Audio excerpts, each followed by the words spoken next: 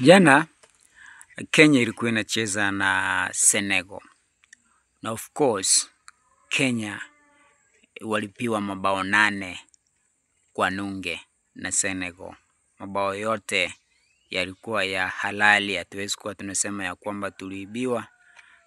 Hatuwezi kusema ya kwamba refa alikuwa upande wao, la hasha.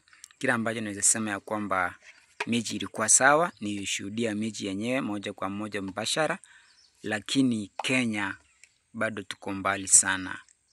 Kama ile ndio mechi ambayo tutakuwa tunacheza kwenda mbele, basi Kenya hatuna timu. Na sijui kwa nini.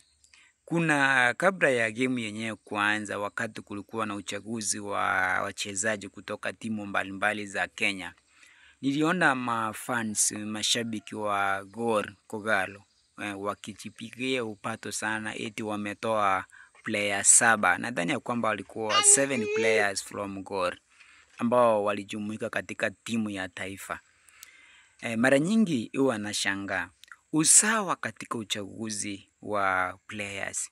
Itakuwaje upate ya kwamba 80% ya kikosi ambacho kinacheza kinatoka kwenye timu moja kutoka Kenya, wakati kuna timu zaidi ya 18 ambazo zinacheza katika mtanange wa SportPesa League huko nchini Kenya.